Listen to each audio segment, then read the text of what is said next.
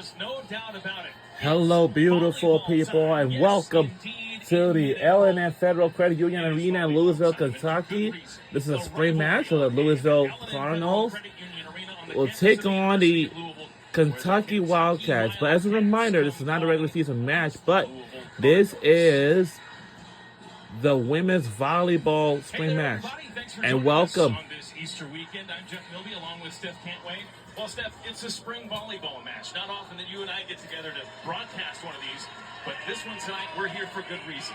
Obviously, the rivalry. Anytime Kentucky and Louisville get together, it's appointment viewing, but there are so many other subplots to this game. It'll be a really interesting and hopefully entertaining evening. And not often do you see rivalry games in the spring in general. You can't usually get two rival head coaches to agree to play in the spring, but tonight we'll see a minimum of 4 sets between these two rivals. Yeah, as always in spring volleyball, the two coaches come together and kind of determine the rules for the game. So that's why you see funny scores like a 4-0. This is spring schedule, and earlier this spring, as Steph said, we'll looks like we have won against Dayton, then Illinois, and then let's see if we can defeat Kentucky. Well, speaking of Kentucky, I'm letting you know that the University of Kentucky and the University of Louisville are both in the same state together. But this could have had turned into a rivalry. We'll see about that, but tonight and play in front of this boisterous, sold-out crowd. And there's a look at the headline man coming into 2025, Dan Meskey. After 8 seasons as associate head coach, he slides down the bench and takes charge of this program after Danny Busboom Kelly left for Nebraska just a couple of months ago. Dan's so well equipped to take over this program after 8 years of success here at Louisville. And while Meskey may be entering his first season, Craig Skinner certainly is not. The all-time winningest coach in Kentucky volleyball history. He was named the head coach way back in December 2004.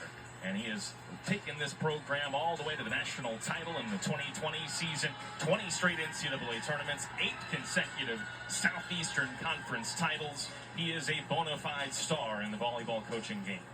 Coach Skinner transformed Kentucky volleyball and has really made the state of Kentucky a powerhouse in volleyball now that there's 2 schools that are performing at the highest level. 2 anchor schools, you could say. Western Kentucky certainly deserves some credit as well for uplifting the Kentucky volleyball scene on the college level. But 2 head coaches, notably with Nebraska connections. Dan Meskey, a longtime assistant, both as a grad assistant, volunteer assistant, and a full-time assistant under John Cook. And Craig Skinner also spent time in that program as an assistant coach. Many Nebraska connections between these 2 programs. On the bench for the coaches, both past and present. Do you hear the energy, the atmosphere? This is no spring match. At least it doesn't feel that way inside L&N Federal Credit Union Arena. The crowd on its feet. And any time you get the blue and the red together, there's something on the line. Who cares if it's spring and it doesn't count on your NCAA tournament resume? When these 2 sides come together, bragging rights are at stake. It'll be Louisville to serve in the white against Kentucky in the blue. And there is the rising sophomore, Peyton Peterson. Here we go. We're on our way. The team we're rooting for is the Wildcats. Brooklyn Delay with the first swing from the UK left side. I think we can root for Kentucky Wildcats. Let's just root for them. She does such a great job of moving the ball around from the outside pin. There's Molly Tuzzo, a junior from Texas. No. Actually, we can root for Louisville Cardinals, actually. But there are some notable returners for both sides. Notably Tuzzo for Kentucky, Camden Strand, likewise for Louisville, the junior from Northern Kentucky, maybe stepping into a bigger role this year. Yeah, let's root for Louisville Cardinals. And Louisville now has an early lead. This is a spring match. And you spoke about Tuzzo. She took over the libero duties for UK last year and really thrived. Her serve game is really strong. Maybe a little bit of adrenaline on the serve that she just missed, but we'll see a lot of offense from her behind the service line and some phenomenal defensive highlights. You can certainly understand the adrenaline in this kind of atmosphere. You wouldn't often expect it in the spring. Certainly there have been great crowds to watch both of these teams over the spring so far, but the energy on a different level tonight. Molly Brezowitz back to serve, the Marquette transfer out of Wisconsin for the Wildcats.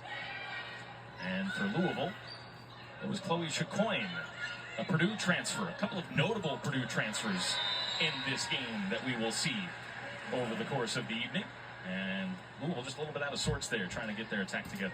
You talked about new faces. That is what spring's all about. We see both of these teams trying to bring in their transfers, bring in some freshmen early to get this spring experience. That miscommunication there between Cabello and Chicoine on the outside. Chicoine for Louisville, Ava Hudson, very notably for Kentucky, a Purdue transfer. Back-to-back All-American campaigns for her with the Boilermakers. We'll get a look at her. She's in the back row right now, and here's her touch over for the Wildcats. Chance for Louisville, and Cabello. Did it go down? It did.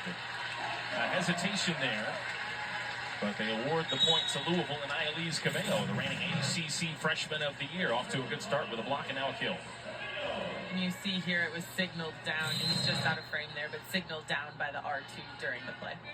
Cabello, coming into her sophomore season, will be expected to take the reins as the primary setter for this Louisville team. She shared the duties with Ellie Glock last year. Glock honored before this match with a mini senior day ceremony. And how about the start for Cabello? The ace to continue her quick beginning. And right before the ace was the kill from her, the play that was called down. And that's something that's different for her. Being a front row setter is the difference in taking over that 5-1 role versus the 6-2 role. And we've seen offense from her right away. Here's Chicoine. Delay for Kentucky is denied by the duo of Anna Sherman and Reese Robbins, who takes the acclaim. Delay is off balance here on this swing, and that is not a rookie block put up by Robbins and Shermans. We've seen that combo many times in the last 2 years. Among the players moving on in the offseason from this Louisville program, PK, who's been such a steady presence as a middle blocker for this team. But Hannah Sherman and Kara Cressy will inherit those duties in the middle, and Robbins as an opposite made a big impact in the last fall season. Another mistake for Louisville. That'll give the point back to Kentucky. And that's an interesting play. We've seen a lot of teams in the pro level really work on recycling the ball, putting these second balls that are off system really tight to the net and giving those outside hitters a chance to play it off the block. I would guess that's something that Louisville has worked on, and we just saw a little misexecution there from Sherman. Here's Chicoine again. Good reactions from Kentucky. Reese Robbins for Louisville with power.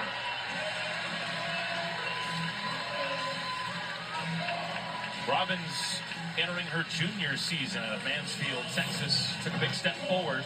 Close to 200 kills last year for the Cardinals for her. And as she continues to grow, she might be due for a taste of stardom this year for Louisville. And it's been a position switch from her. When she came out of high school, she had played mostly as a middle. So learning to play on that right side, take some of the solo blocks and defense has been an adjustment for her. There's another potential future star for Louisville, Peyton Peterson, who emerged on the national scene in the national semifinal and the national championship game last year, notably with 5 aces in those 2 games. But with a block here, and Louisville off and running in this spring game, they lead it by 3. And if I had to predict what one of the telltale things of a Dan Meskey team is going to be going forward as a Louisville Cardinal, I believe it's going to be blocking. That is really where he shines in coaching, something that Louisville has prided themselves in, led by his tutelage.